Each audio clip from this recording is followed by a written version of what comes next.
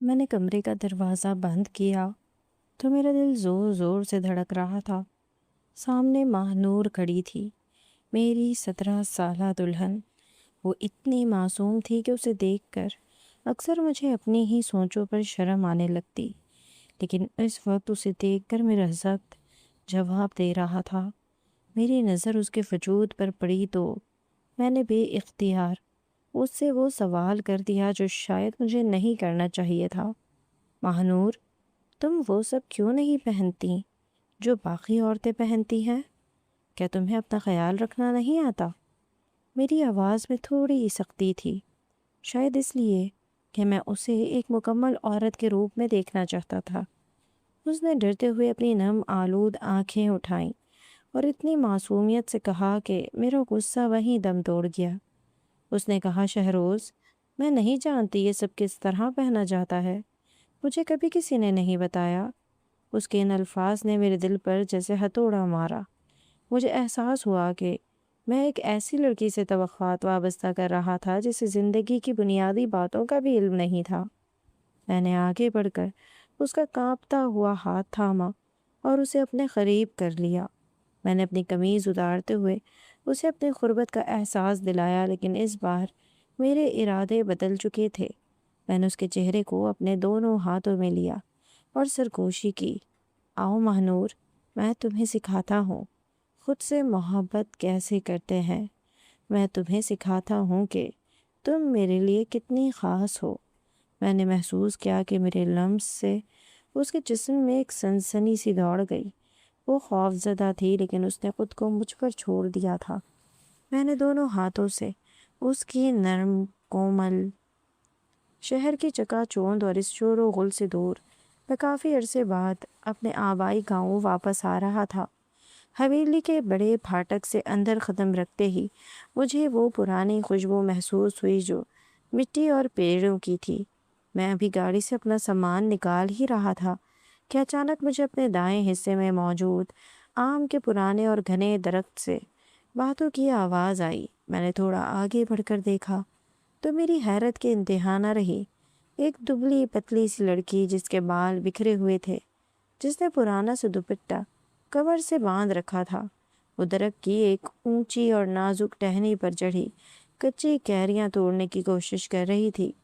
مجھے لگا شاید گاؤں کی کوئی بچی ہے، لیکن اس کے نقوش بتاتے تھے کہ وہ اب بچی نہیں رہی تھی۔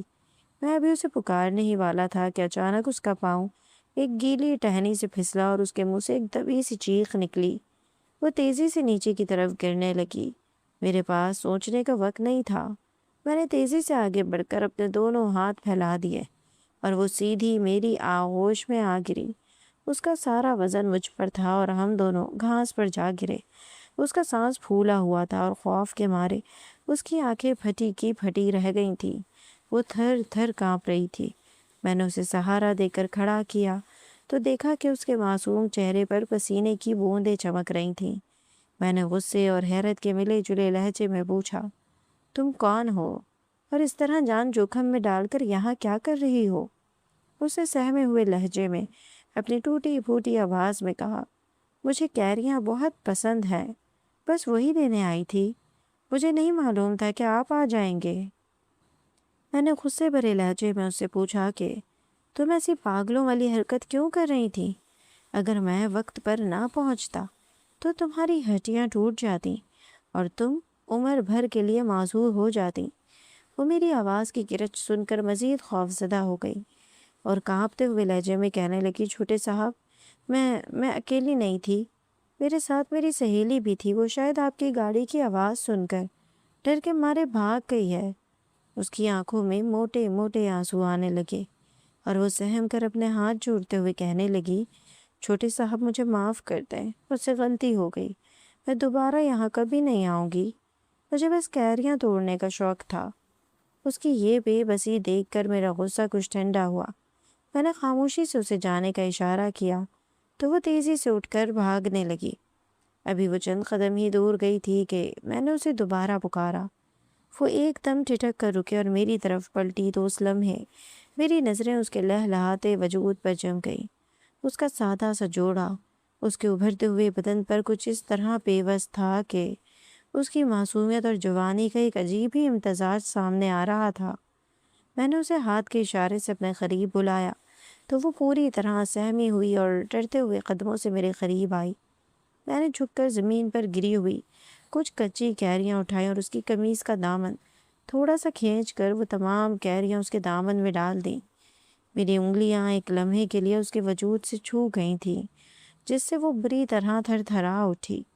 میں نے اسے واپس جانے کا اشارہ کیا تو جیسے اس کی جان میں جان آئی تھی، وہ ایک پل ضائع کیے بغیر وہاں سے سر پٹ دوڑ پڑی۔ مجھے نہیں معلوم تھا کہ قدرت نے میرے لیے کیا فیصلہ کر رکھا ہے، لیکن اس شام اس لڑکی کا وہ خوف زدہ چہرہ میرے دل و دماغ پر نقش ہو گیا تھا۔ میں حویلی کے اندر داخل ہوا تو میرا ذہن مسلسل اسی کے بارے میں سوچ رہا تھا۔ میں حویلی کے بڑے دالان میں داخل ہوا تو سامنے ہی ابا جی اور اماں کرسیوں پر بیٹھے میرا انتظار کر رہے تھے۔ مجھے دیکھتے ہی ان کے چہروں پر رونق آ گئی۔ ابا جی نے آگے بڑھ کر مجھے سینے سے لگا لیا اور ان کی آنکھوں میں خوشی کے آنسو تھے۔ انہوں نے میرے کندھے تھپ تھپاتے ہوئے کہا، بس پتر، اب واپس شہر نہ جانا، ہمیں تیری بہت ضرورت ہے اور یہ زمینوں کے سارے معاملات اب تجھے ہی سنبھالنے ہیں۔ میں نے مسکرا کر ان کا ہاتھ چوما اور وہیں ان کے قدموں میں بیٹھ گیا۔ کافی عرصے بعد گھر واپسی ہوئی تھی تو باتوں کا سلسلہ چل نکلا۔ اماں میرے سر پر پیار دے رہی تھی اور ساتھ ہی اپنی خواہشات کا پٹارا بھی کھول دیا تھا۔ کہنے لگی، شہروز، اب تو میں تیری شادی کے خواب دیکھ رہی ہوں، بس ایک بار تو زمینداری سنبھال لے اور اپنے باپ کی گدی پر بیٹھ جائے تو پھر میں نے تیرے لیے ایک رشتہ سوچ رکھا ہے۔ برابر والے پنڈ کے سردار کی بیٹی کو تیری دلہن بنا کر لاؤں گی۔ وہ اپنے باپ کی اکلوتی بیٹی ہے، اس کے آگے پیچھے کوئی نہیں ہے۔ اگر وہ اس گھر میں آ گئی تو وہ پورا پنڈ بھی تیری ملکیت بن جائے گا اور اس سے ہماری شان و شوکت میں چار چاند لگ جائیں گے۔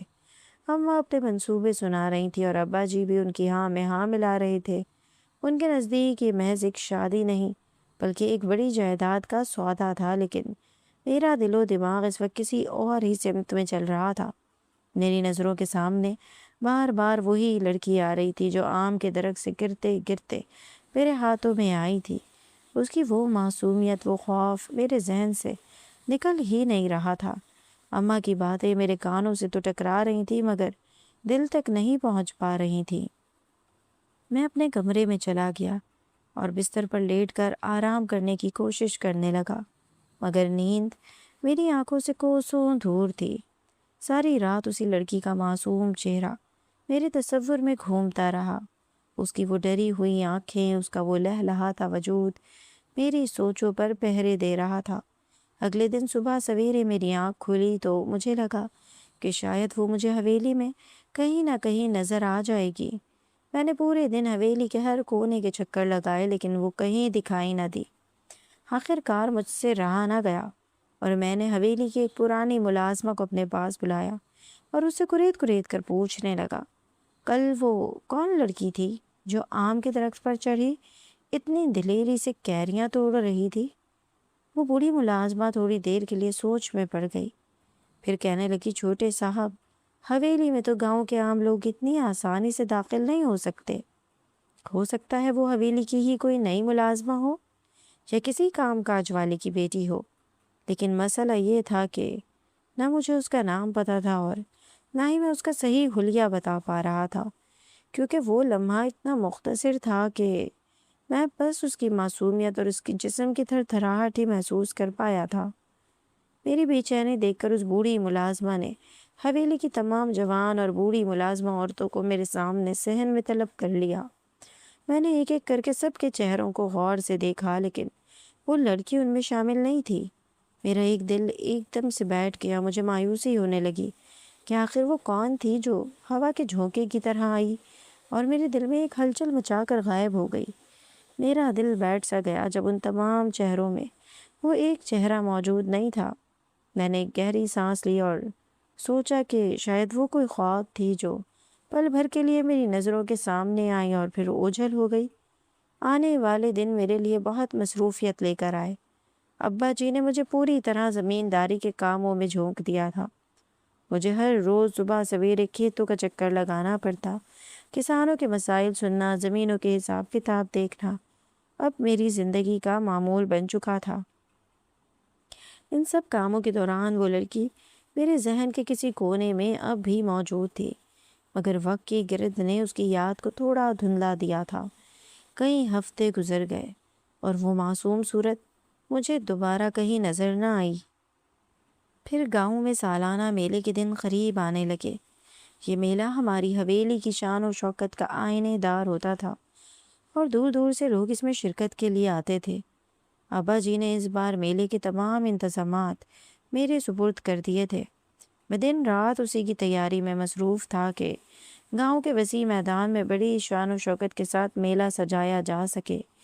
جگہ جگہ شامیانے لگ رہے تھے، گھوڑوں کی دوڑ کے لیے میدان تیار کیا جا رہا تھا۔ ایک دوپہر جب سورج پوری آب و تاب سے چمک رہا تھا، میں میلے والی جگہ سے واپس حویلی کی طرف آ رہا تھا کہ اچانک لہلہاتے ہوئے سرسبز کھیتوں کے درمیان مجھے ایک مانوس سی جھلک دکھائی دی۔ میرا دل سینے میں زور سے دھڑکا۔ وہ وہی تھی، وہی بکھرے ہوئے بال اور وہی پرانا سا دوپٹہ جو اس نے بڑی لاپرواہی سے اوڑھ رکھا تھا۔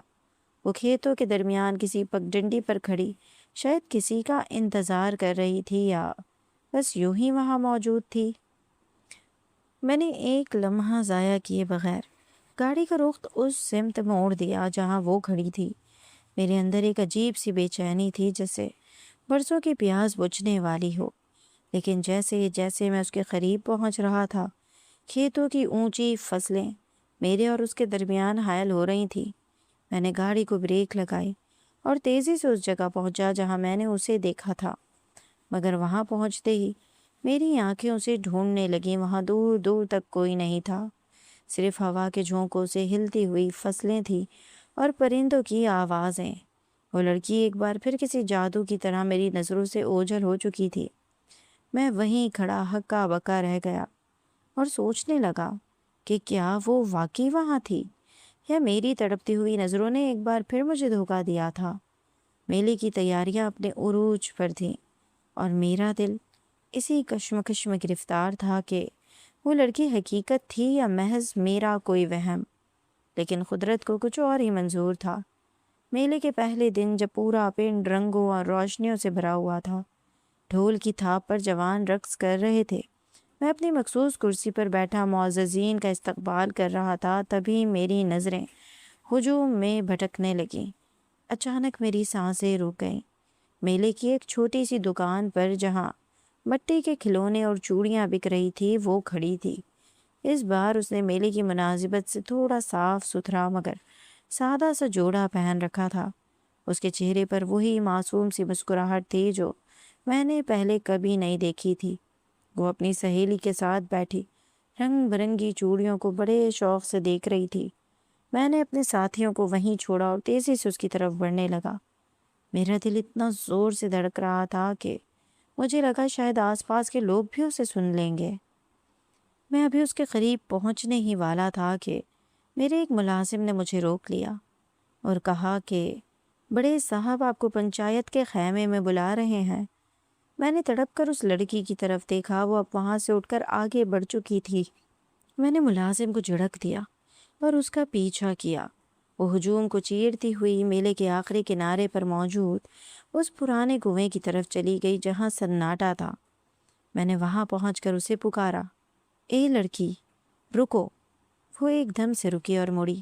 مجھے دیکھ کر اس کے ہاتھوں سے چوڑیوں کا بنڈل نیچے گر گیا۔ اس کا رنگ پیلا پڑ گیا۔ اس نے گھبرائے ہوئے لہجے میں کہا، چھوٹے صاحب مجھ سے کوئی غلطی ہو گئی ہے کیا؟ آپ مجھے کیوں ڈھونڈ رہے ہیں؟ میں نے اس کے قریب جا کر اس کی آنکھوں میں دیکھا اور کہا، تم کون ہو اور میرا پیچھا کیوں نہیں چھوڑتی؟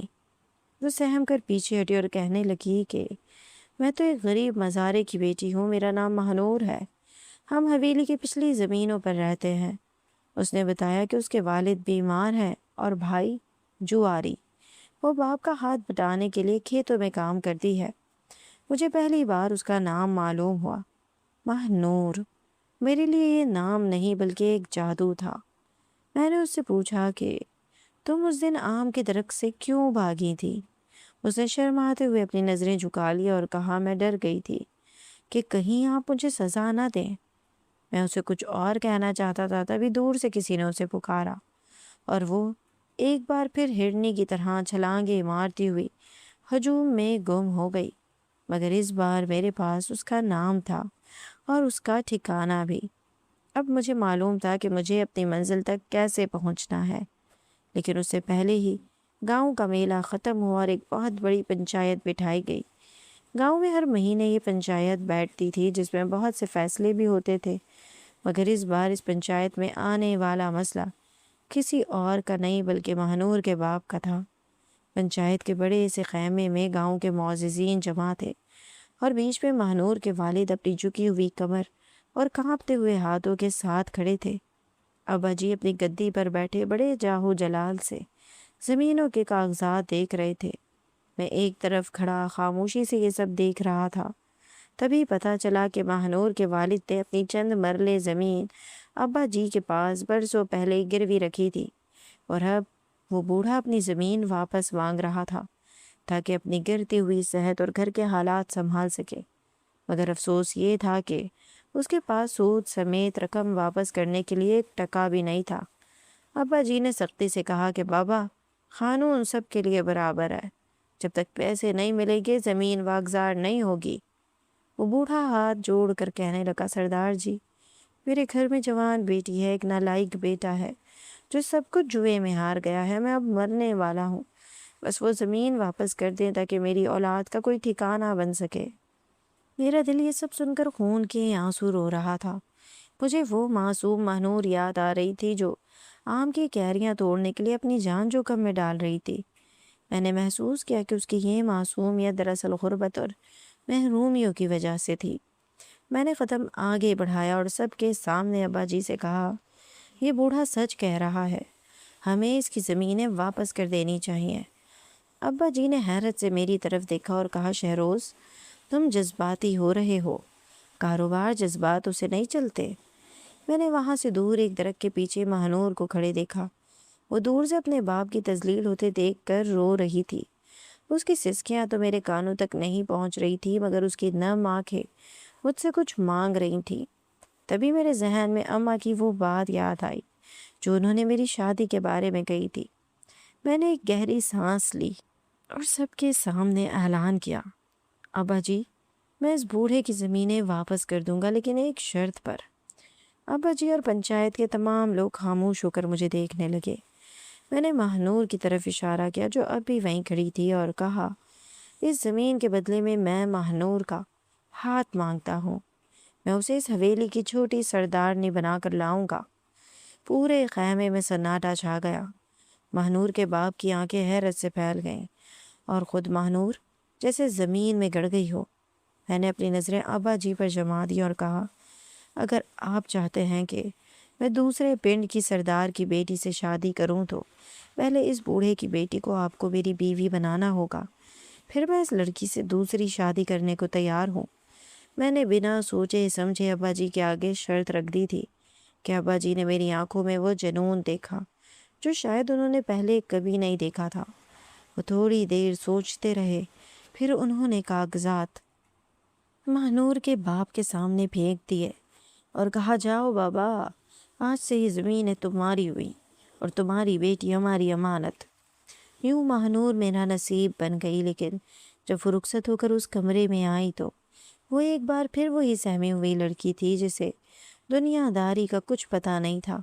اس کی سادہ سی قمیض اور اس کے بدن کی وہی بے ساختگی دیکھ کر میں نے اس کے قریب جا کر اس سے پوچھا، مہنور، تم وہ سب کیوں نہیں پہنتی جو باقی عورتیں پہنتی ہیں؟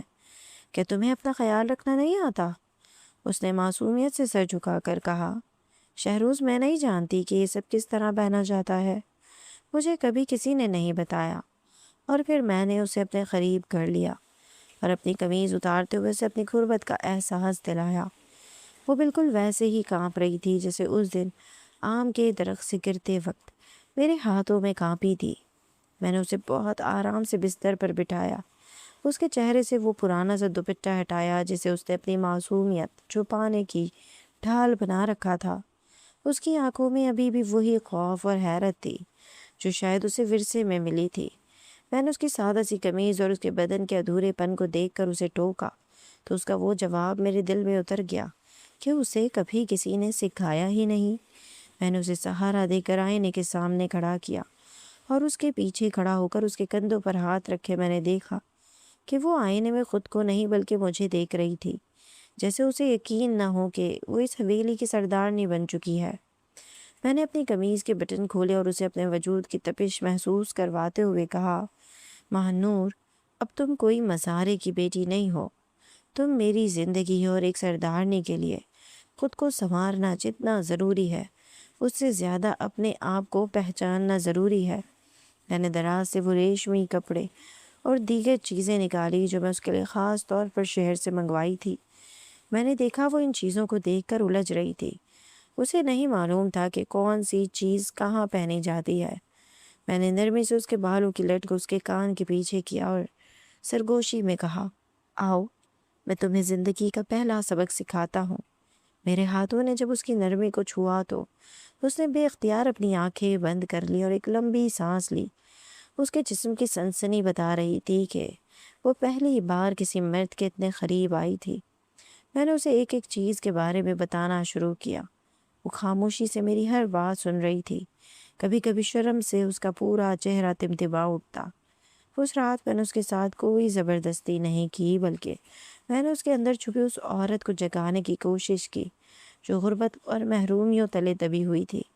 جب میں نے اس کے کان میں کہا، ماہ نور، تم دنیا کی سب سے خوبصورت عورت ہو، تو اس کی آنکھوں میں ایک نئی چمک آئی، وہ چمک جو کسی جائیداد یا پنڈ کی ملکیت سے کہیں زیادہ قیمتی تھی۔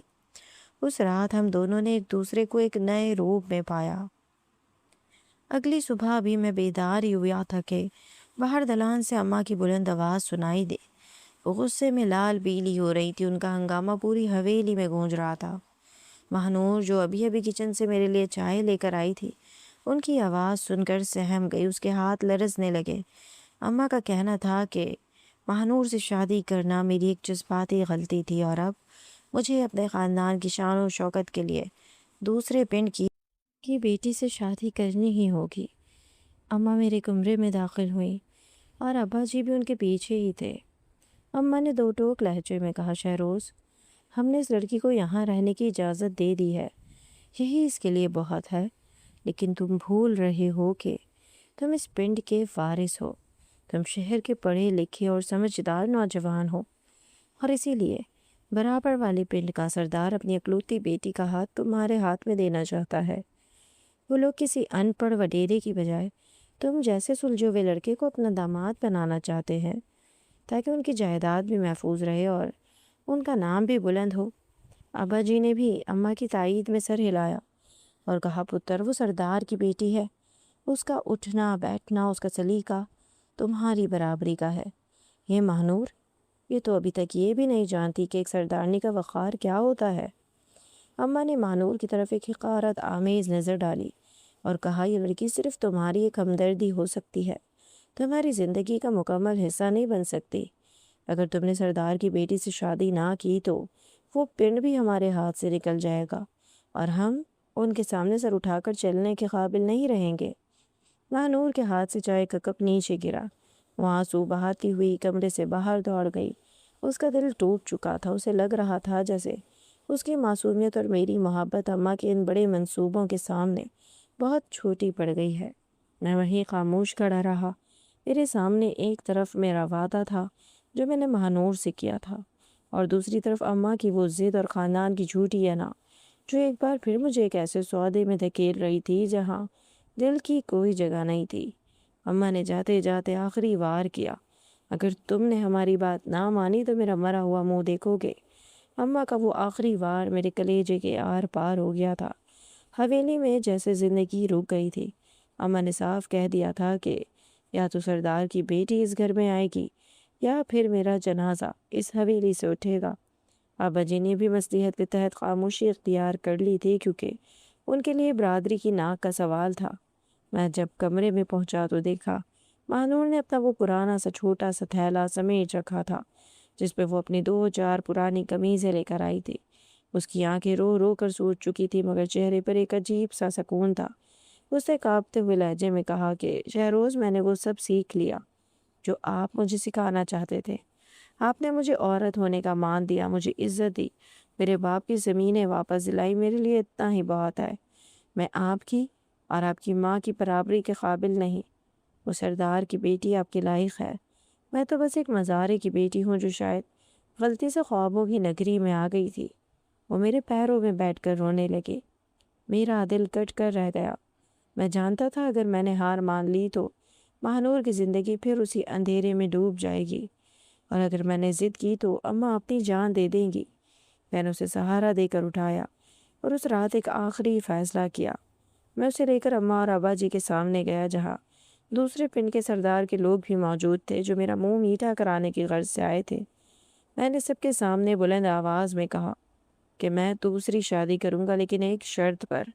سب کے چہروں پر اطمینان کی لہر دوڑ گئی، مگر میری اگلی بات نے سب کو ہلا کر رکھ دیا۔ میں نے کہا کہ میں شادی کروں گا، لیکن اس کے فوراً بعد میں اپنی جائیداد کا اپنا حصہ مہنور کے نام کر کے اس کی حویلی سے ہمیشہ کے لیے چلا جاؤں گا۔ میں شہر جا کر مزدوری کر لوں گا، لیکن اپنی اس بیوی کو نہیں چھوڑوں گا جس کا ہاتھ میں نے پنچایت میں تھاما تھا۔